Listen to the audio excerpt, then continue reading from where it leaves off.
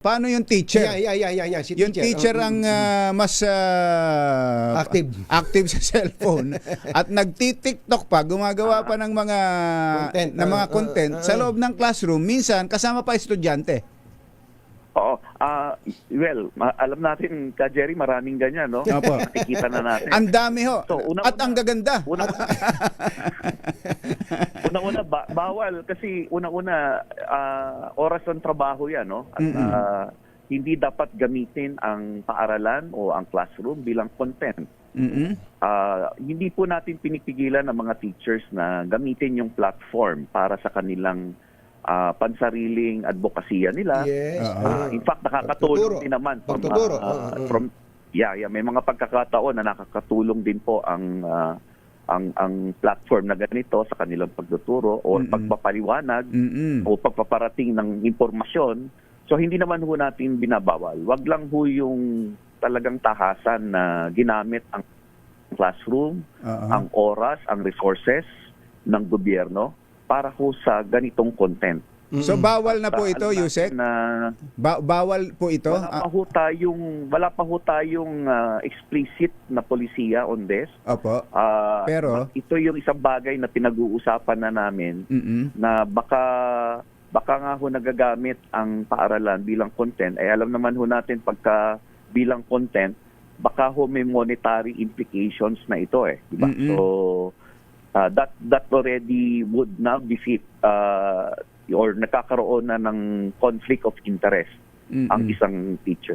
Tinitingnan na po namin yan na binabalanse po namin. But definitely, kung meron hong teacher na makikita na mas nakatutok sa cellphone habang nagtuturo, yun po yung kailangan maparating sa amin at gawan ng kaukulang aksyon or hanapan kung paano natin hanapan ng ano bang provision ng batas, ng civil service law, ang nababiolate tungkol dito. Saka po, definitely, Katunying and Ka Jerry, ano na lang siguro, no? Kasi kung pinagbawal mo yung bata na huwag gumamit ng cellphone during your class, hindi ho magiging magandang halimbawa tignan na yung teacher naman na nagsi-cellphone. Tama talaga. po. Tama po yan. Siguro nga, pero maganda nga siguro na maging explicit na yung magkaroon na ng order. Opo. Para may guidelines talaga. Opo. Yung pong tama kayo doon, Yusek, ang teacher naman pag nasa school, oras ng trabaho niya yun basta nasa loob siya ng eskwela, oras na.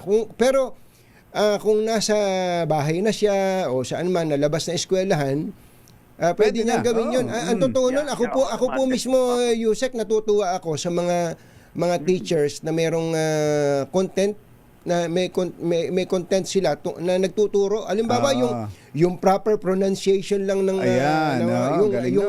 yung basic grammar lang, yung parts of speech na tuwan-tuwa ako doon Yusek, sa mga teacher na gano'n. Pero yung teacher na nagti-TikTok at pakending-kending lang, medyo sa loob ng classroom. Pwedeng walang klase ginagawa.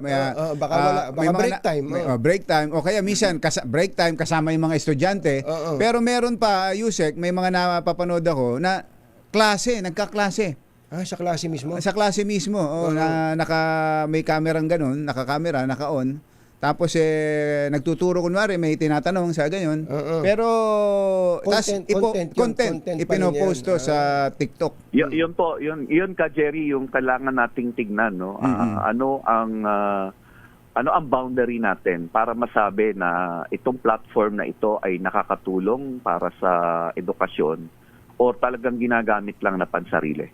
I think that's the boundary that we have to define in the guidelines.